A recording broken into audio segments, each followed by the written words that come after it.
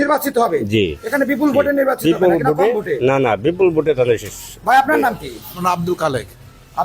আব্দুল খালেক। খালেক ভাই। তো খালেক ভাই, এই যে আমরা এখানে দেখছি যে আপনার জোটের রিক্সা মার্কা নিয়ে এই যে মুফতি এহসানুল হক সে ফাইট করছে, তো এই যেখানে ত্রিমুখী ফাইট, ধানের শীষের বাচ্চু এদিকে স্বতন্ত্রের ঘোড়া নিয়ে ফাইট করছে এহসানুল হক মিলন, মাঝখানে জোটের জামাত জোটের এনসিপির, এই যে আওয়ামী লীগ মাঠে নেই, এই যে আওয়ামী লীগের ভোট কোন দিকে পড়বে তার ঠিক নেই।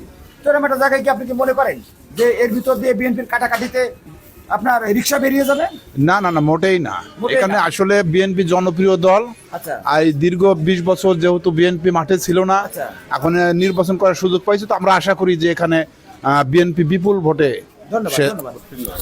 তো প্রিয় দর্শক, আমরা এই যে গাজীপুর 3 আসন, তো গাজীপুর 3 আসনের বিভিন্ন বাজারে বিভিন্ন শহরে গ্রামে গঞ্জে আমরা সাধারণ মানুষের মতামত দিচ্ছি। তো আমরা গাজীপুর 3 আসনের এই যে ভোট 12 ফেব্রুয়ারি যে ত্রয়োদশ জাতীয় সংসদ নির্বাচন, এই নির্বাচনে কিন্তু এখানে ধানের শীষ এগিয়ে আছে। তো এখানে ধানের শীষের আপনারা শুনলেন তো বিদ্রোহী প্রার্থী হিসেবে একজন আছেন, কিন্তু আসলে উনি শুধু নির্বাচনই করছেন, এই নির্বাচনে তার জয়লাভ করার সম্ভাবনা নাই।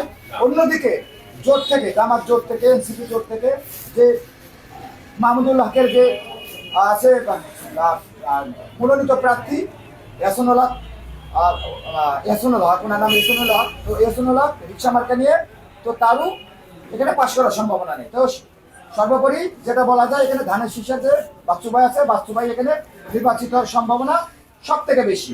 তো প্রিয় দর্শক, এই যে বাংলাদেশের বিভিন্ন সাংসদীয় আসনের এই যে নির্বাচন, এই নির্বাচন নিয়ে সাধারণ মানুষের চিন্তা ভাবনা কি, এই খবর জানতে দৈনিক প্রথম দেশ অনলাইন চ্যানেলের সঙ্গে থাকুন।